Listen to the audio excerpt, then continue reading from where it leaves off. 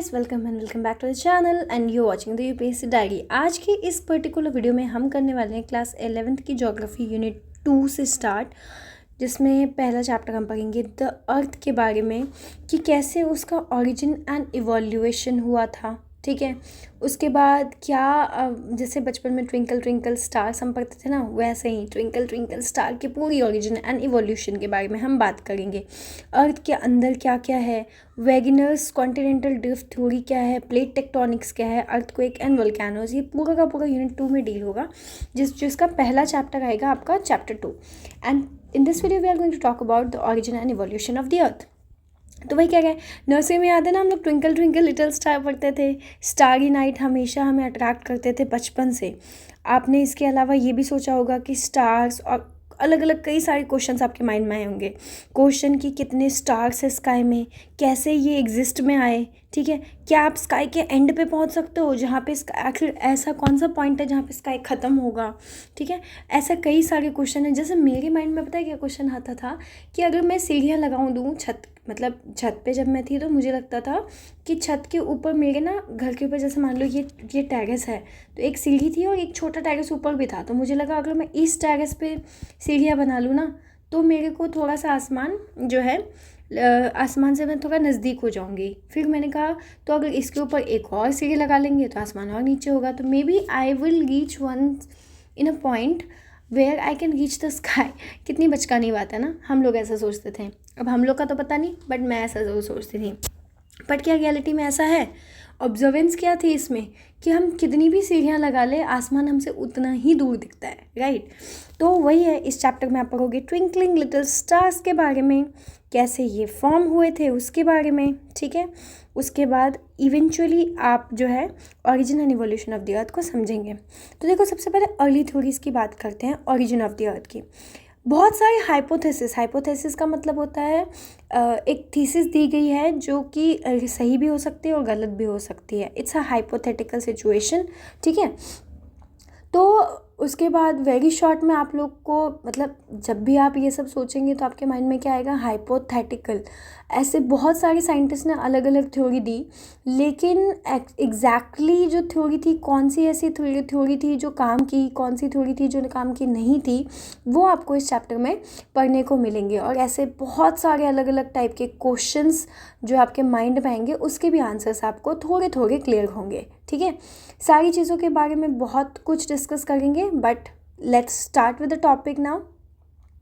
तो देखो यार, चैप्टर है तो ठीक है, यहाँ पे आप क्या समझोगे कि सबसे पहले क्या आया, सबसे पहले स्टार आया, सबसे पहले यूनिवर्स आई। ठीक है, तो अब देखो, जैसा कि मैंने तुम्हें कहा हाइपोथेसिस हुआ था, तो बहुत सारे साइंटिस्ट ने अपने अपने विजन्स दिए थे, अपने अपने सिचुएशंस दिए थे कि हो सकता है स्टार ऐसा बना होगा, हो सकता है प्लैनेट का ओरिजिन ऐसा हुआ होगा। ठीक है, और उसके बाद अलग अलग साइंटिस्ट आए, उन्होंने जो है modern theories and evolutionaries theory, primitive theories, बहुत सारी थ्योरीज दी। ठीक है, तो इसमें क्या हुआ, जो साइंटिस्ट थे इन सब चीज़ों से रिलेटेड कि हमारे अर्थ का ओरिजिन कैसे हुआ, ठीक है, सारी थ्योरी में सबसे जो पॉपुलर थ्योरीज थी ना, उसके बाद जो है हम, हाँ, तो अलग अलग पॉपुलर थ्योरीज थी। तो इस चैप्टर में हम सिर्फ पॉपुलर थ्योरीज के बारे में पढ़ेंगे। ठीक है, तो वही क्या है, different philosopher scientist regarding origin of the earth, one of the earlier and सबसे पॉपुलर आर्ग्यूमेंट दिया था जर्मन फिलोसोफर इमैनुअल कांत ने। इमैनुअल कैंट बोल सकते हो because it's a British accent, so मैं इसको इमैनुअल कांत पढ़ती हूँ ताकि मेरे दिमाग में रहे। ठीक है, उसके बाद एक मैथमेटिशियन थे लैपलेस, उसने इमैनुअल कांत की जो थ्योरी थी उसको 1796 में रिवाइज कर दिया। इसको हम नेबुलर हाइपोथेसिस के नाम से जानते हैं। ये हाइपोथेस कहता है कि प्लैनेट्स जो है एक क्लाउड ऑफ मटेरियल से बना था, जो कि एक youthful sun, what is youthful sun, sun का जो अर्ली स्टेज होता है ना, early stage of the sun को हम यूथफुल सन कहते हैं। तो यह हाइपोथेसिस क्या कहता है कि जो हमारा प्लैनेट है वो क्लाउड ऑफ मटेरियल से बना हुआ था, जो कि एक सन से एसोसिएटेड था, जो कि धीरे धीरे धीरे धीरे रोटेट कर रहा था। 1950 में ओटो रशिया में और कार्ल वेज़स्कर इन जर्मनी। ये दो साइंटिस्ट के भी नाम आपको एक एमसीक्यू में पूछ सकता है। कौन कौन थे?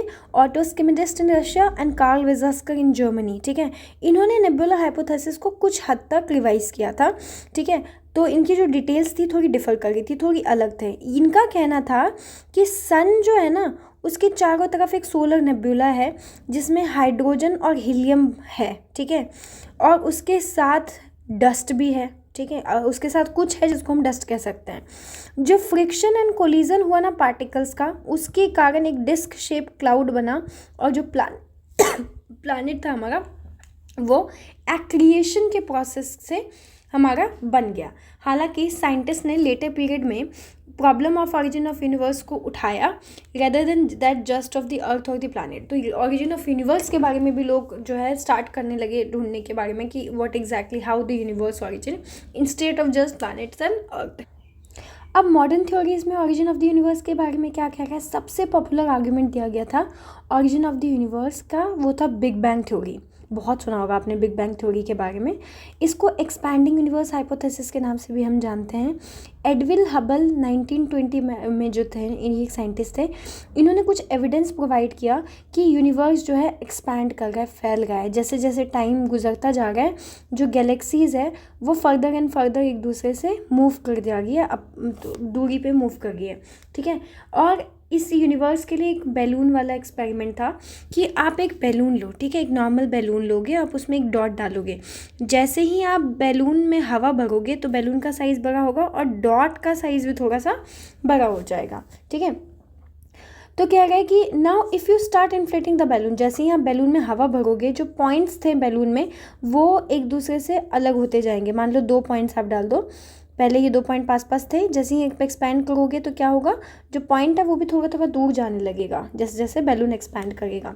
ठीक है, सिमिलरली जो गैलेक्सीज़ के बीच का डिस्टेंस है वो भी इंक्रीज़ होगा और इस वजह से यूनिवर्स को कंसिडर किया गया कि वो फैलते रहता है।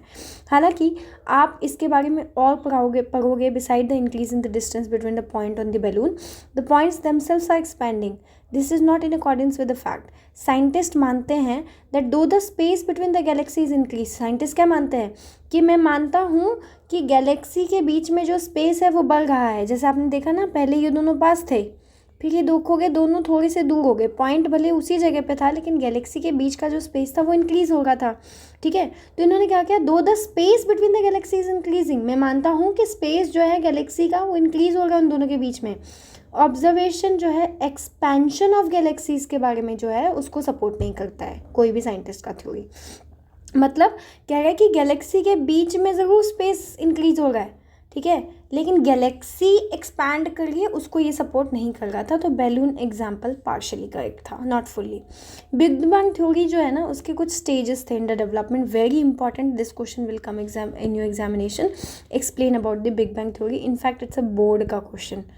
ठीक है, बोर्ड में बोल रही हूँ, सॉरी, क्लास 11th का जो फाइनल एग्जाम्स है उसका पॉपुलर क्वेश्चन है ये। ठीक है, तो क्या कह रहा है ये, कह रहा है कि देखो हुआ क्या था कि सबसे शुरुआत में सारे जो मैटर्स जो यूनिवर्स बनाते थे वो एक जगह पे थे, एक छोटे से बॉल के फॉर्म में, सिंगल एटम। ठीक है, जिसमें बहुत ज़्यादा नहीं लेकिन अनइमेजिनेबली स्मॉल वॉल्यूम, बहुत ज़्यादा टेम्परेचर और बहुत ज़्यादा डेंसिटी थी। जैसे ही बिग बैंग हुआ जो टाइनी छोटा सा बॉल था वो अचानक से फट गया वायलेंटली, जिसके कारण ह्यूज एक्सपेंशन हुआ, बहुत दूर दूर तक फैल गया। और ऐसा जनरली एक्सेप्ट किया जाता है कि बिग बैंग का जो इवेंट था वो 13.7 billion years before the present, यानी आज से कुछ 13.7 बिलियन ईयर्स एगो हुआ था। एक्सपेंशन आज के डेट पे भी कंटिन्यू है। जैसे जैसे ये बढ़ता गया कुछ एनर्जी जो है वो मैटर में कन्वर्ट हो गई और उसके बाद जो है पर्टिकुलरली रैपिड एक्सपेंशन जो हुआ वो फ्रैक्शन ऑफ सेकेंड में, कुछ ही सेकेंड में बहुत ज़्यादा एक्सपेंशन हुआ, बहुत ज़्यादा फैल गया बैंग के बाद। देयर आफ्टर जो एक्सपेंशन है उसके बाद क्या हुआ, एक्सपेंशन धीरे धीरे स्लो हो गया और पहले 3 मिनट में जब बिग बैंग इवेंट हुआ पहला एटम जो है वो बनने लगा with in around 3 lakh years from the big bang. ठीक है, बिग बैंग से 3 लाख साल के अंदर टेम्परेचर जो है 4500 केल्विन पे नीचे गिर गया, जिसके कारण एटॉमिक मैटर को इसने it gave rise to atomic matter. Universe जो है फिर ट्रांसपेरेंट हो गया। समझ आया? इसको मैं और अच्छे से बहुत ही बच्चों वाली लैंग्वेज में आपको समझाती हूँ। तो देखो एक्चुअली में हुआ क्या, बिग बैंग थ्योरी का सिंपल डेफिनेशन क्या था कि ये कहता है कि हमारा यूनिवर्स जो है एक बहुत ही छोटे एक्सट्रीमली हॉट और डेंस पॉइंट से शुरू हुआ था अराउंड 13.8 बिलियन ईयर्स अगो, जो मैंने टाइनी बॉल में समझाया था आपको। अब उसके बाद से कॉन्टिन्यूसली एक्सपैंड कर रहा है। इमेजिन करो कि यूनिवर्स एक बैलून है, ठीक है। जब ये इन्फ्लेटेड नहीं है तो छोटा है और आसपास है सबके सब, लेकिन जैसे ही आप ब्लो करोगे उसमें एयर बैलून में, तो बैलून जब एक्सपैंड करेगा तो पॉइंट्स जो आपने बैलून पे रखे थे वो भी एक दूसरे से दूर जाते रहेंगे। इस तरीके से गैलेक्सी हमारे यूनिवर्स में एक दूसरे से मूव करते हैं, not because they are travelling through space but because space itself is expanding. At the beginning, the whole universe was just a tiny, hot, dense ball of energy smaller than an atom. Suddenly 13.8 billion years ago एक massive explosion के कारण, जिसको हम big bang कहते हैं, इतना ज़्यादा amount of energy release हुआ जिसके कारण space, time and matter create हुआ था। बिग बैंग के बाद कुछ ही सीक्वेंस में सिर्फ और सिर्फ एनर्जी रह गया था, ना एटम था ना स्टार था।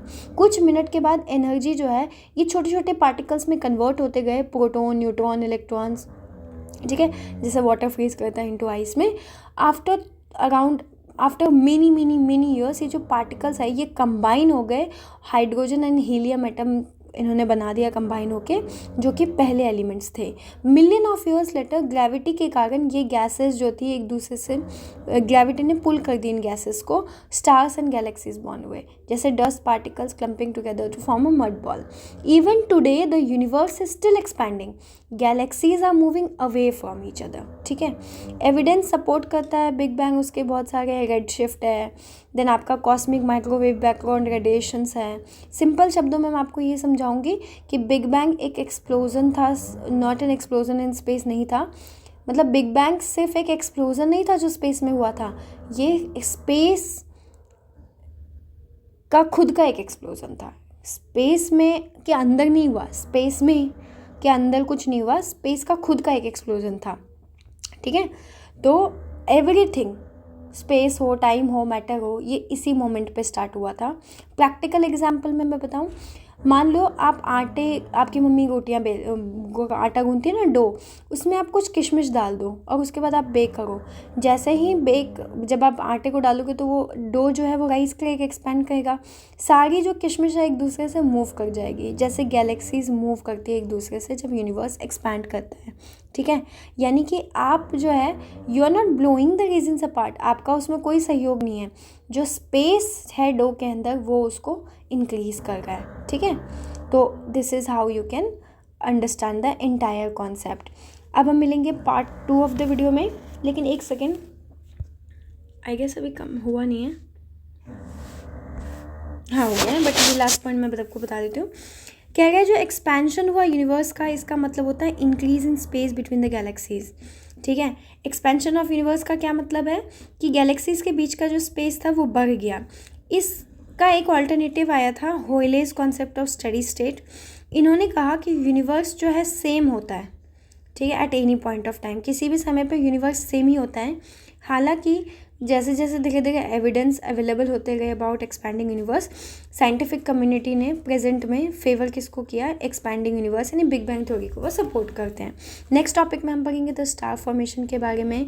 If you love watching my videos don't forget to subscribe to the channel and yeah thank you so much for watching.